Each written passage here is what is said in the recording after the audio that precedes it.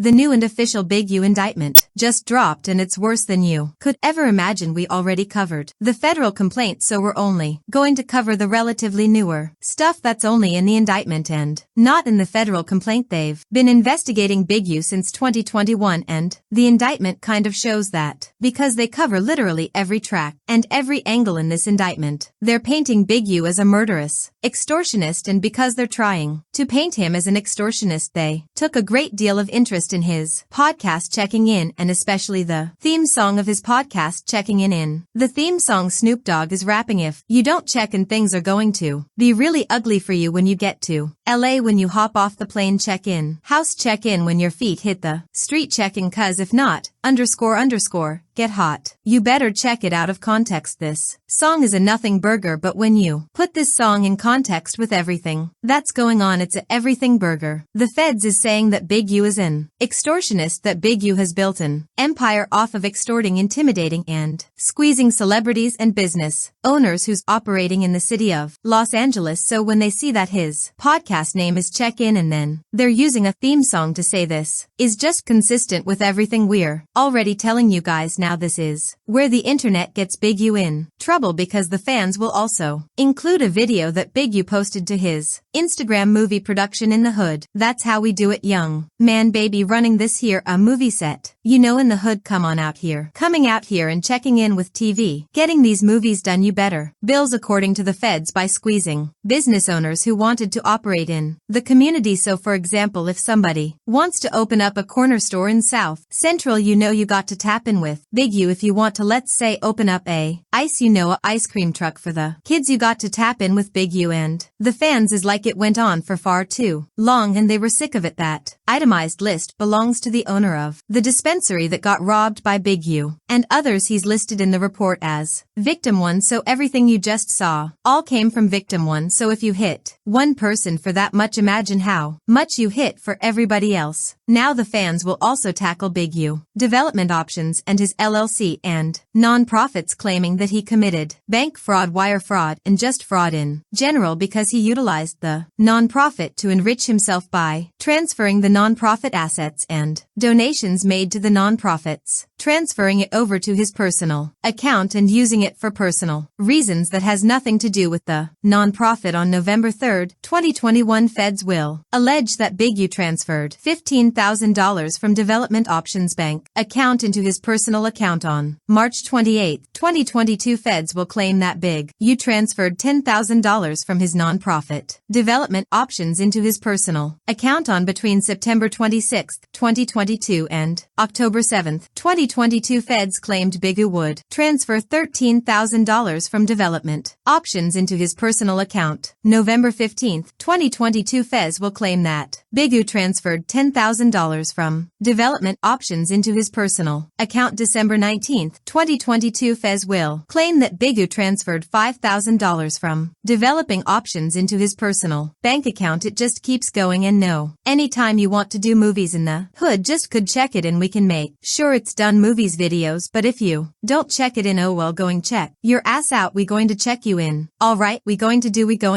check in all of your equipment. We going to check in all of your equipment. Hindsight is 2020. If you would have told Big U in 2021 that this was a crime and the feds would be investigating him and linking this to extortion, he would have told you you're out of your mind. Like, this is just like a silly IG video, but once you look at the behavior from today's lens, this looks crazy. Like, this looks insane. Why would you put a target on your back like this, bro? Why would you openly admit that you will extort somebody, especially a business owner who gets like a permit from the city to film? Cause in order to film, and you know, in like the street, like an actual movie, you have to get permit from the city. So on top of getting a permit from the city, the government is allowing me to do it. I have to check in and pay you guys for me to do horrible. The FZ included an itemized list of Big U's extortion or attempted extortion attempt from just one victim. And there's multiple victims, okay? As you can see right here, there's literal dates and dollar amount and whether or not it was a successful extortion or an attempted extortion. Now all of this entire item list is only coming from one victim, and there's multiple itemized list for other victims as well. So this is just so you guys can wrap your head around about the levels of extortion that was going on and how frequent they were. The video is still going, and this is still only one victim. So Big U was literally paying his. According to the feds, they don't even think this is a tenth of the money that Big U embezzled, right bro? You will see. Yo, if you just scroll down, and if this is not a tenth of it, you will count well over 200,000 of money they claim that Big U took for himself when it was supposed to go to the non-profit, and they were also claiming that Big U secured a lot of these donations from celebrities and athletes and other non-profits through intimidation and extortion. From my perspective, the only slam dunk the feds believe they have is the wire fraud, the bank fraud, and the embezzlement, because even this murder, I believe it's like a guarantee. Like the feds believe they have a very solid case, and it's a guarantee as well, but the embezzlement is like clear-cut bro, like it's black and white homie, like there's transfers from this to your personal account like it's in 4K. So I believe the feds know that this is like their slam dunk, so this is something that they believe that if all else fails, we can at least give Big U 10 years off of this alone. Now the fans will also give more detail regarding the murder of Big U's son's best friend Ron Williams, and the extent that they believe that Big U went to cover up his murder. So Ryan Williams, we all know, I don't need to rehash it. Ryan Williams was in Las Vegas. Big U went to Las Vegas, and the feds are accusing Big U of killing Ray Sean Williams in Vegas. Now Ray Sean Williams and Big U was in the studio together earlier in the night before you know the feds claimed Big U allegedly murdered him. So the feds will list out ways that Big U went above and beyond to conceal, hide, and really throw the feds off in their investigation of Ṛaquan Williams' murder. This is where Ṛaquan Williams' body was found. Feds believe Williams grabbed all of his stuff and they left, and that was the last time Ran Williams was seen. So an associate of Big U who booked the Airbnb for Ran Williams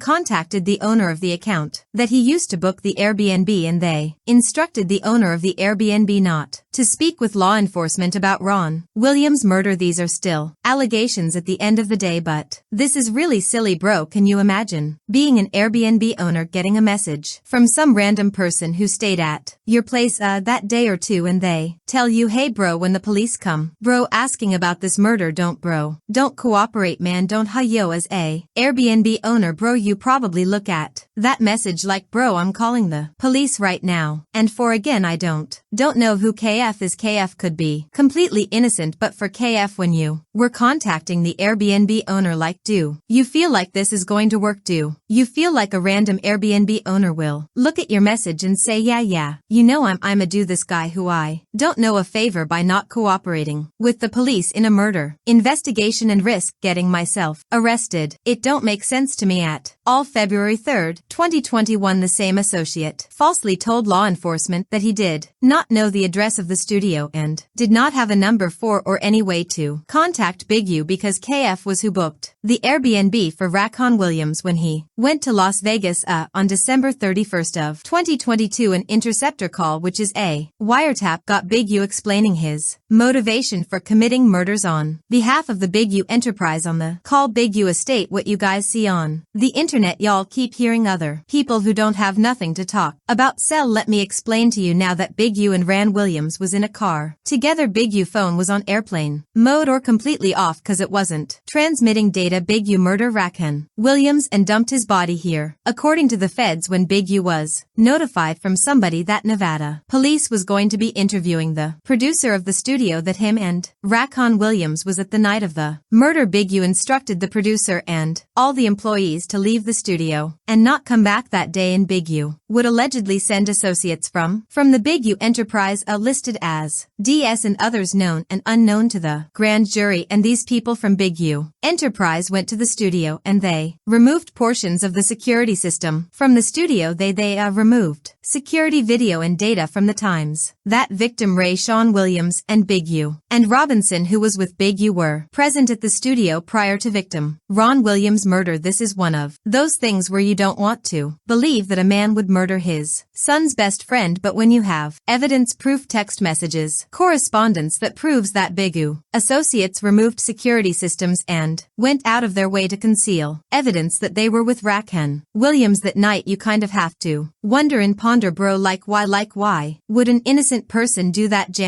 February 27th, days after the murder, approximately 10:03 p.m. KF. Another associate from Big U Enterprises called the Airbnb that Big U allegedly visited. That ｃομμment Williams was staying because, according to the police, Big U and ｃομμment Williams left the studio, drove to the Airbnb, and the footage from the Airbnb showcased that Big U and ｃομμment Williams returned back to the Airbnb. Ron, this is where it gets really bad, like terribly bad. Let me explain something to you. If I would have had a problem with any man, color, creed, king, or kind, the issue would have been resolved and he wouldn't be here, or I wouldn't be here. It ain't no kid, nothing in reference to Ran Williams. Man, bro, I ain't trying to head at, he's a kid, and it damn near nobody who been in this MF longer than me can stand against me, and me be who I am. If I had a problem with any man, and this wouldn't be so funny to me, I'm still who they say I am. This goes against the persona. The feds will say that Big U used to start the non-profit to get millions of dollars from the city of Los Angeles for his grid program. They will say that Big U put on a persona of a changed man, but in fact that was furthest from the truth, and that Big U was still actively engaging in gang activities and violent activities and murdering people, and the non-profit and the Big U enterprise and the legal game was nothing but a con to enrich himself, according to the feds. Now, there's a video that Big U dropped before he turned himself in when he's in the vehicle talking about how he's being framed now. In that vehicle he mentioned WAC 100, he mentioned loose cannon, he mentioned brick baby, he mentioned how people are going to try to tell on him, and the feds will say that, you know, that's wins intimidation, right? That Big U put that video out there to try to hinder the process, to try to deter people who could potentially cooperate against him, and they would say that this is proof that even in his darkest times, even when he surrendered himself, and he's still trying to intimidate people, and the fans believe that that was Big U's attempt to intimidate people who could potentially, including a recent pistol whipping that was caught on video. Then there's extortion of business owners. Victims were extorted for thousands per month with threats of violence or robbery if they did not comply. There's a human trafficking and a sex trafficking allegation where Henley paid people to transport women across state lines for prostitution. The feds say they've intercepted communications showing explicit instructions and references to sex work. There's fraud and embezzlement. They're saying that Henley used his non-profit called Developing Options to fraudulently obtain grants. Like the feds will even take it further to claim that Big U lied about one of his employees' salary, increasing it by almost $6,000 more than he was actually making per month, and he did that so the employee, which is also somebody who was in the indictment, who was with Big U when the murder happened, who helped cover up the murder, who helped Big U extort people again. According to the feds, they lied about the employee's salary at Development Options so the employee could qualify for $800,000 mortgage, right? And they also point to like a SBA loan for $200,000, etc., etc., etc. So it looks like, man, they got pretty much everything they need at this point. I'm wondering how soon, if you're a Big U's lawyer, man, do you start begging the feds for a plea deal? Man, if I'm Big U, give me 10 years. Man, alright, I'm late 50s, I come home late 60s, early 70s. Man, hey bro, I'll take it, okay, but y'all let me know in the comment section, what do you guys think about this? Man, alright, do you guys believe Biggie is innocent? Is he guilty? Let me know in the comment section, and if you're still watching, man, click on this video here somewhere on my screen to find out how this TikTok pastor helped the investigation against them. Now, if you know, or if you are new to this channel, you would know that I actually dropped a video claiming that I believe the video that Big U dropped before he surrendered himself, and I felt like that video right there was a big mistake. The feds will even claim that Big U dropping the video on his youth football team Instagram page is Big U attempting to smear the jury pool, to contaminate the jury pool. Now I think they're reaching in that regard, claiming that this man professing his innocent, claiming that, you know, he's being railroaded, claiming that this is racism. I don't feel like that's him contaminating the jury pool, right? That's just him, you know, professing his innocence, which he has every right to do. But once you start naming co-defendants, And once you start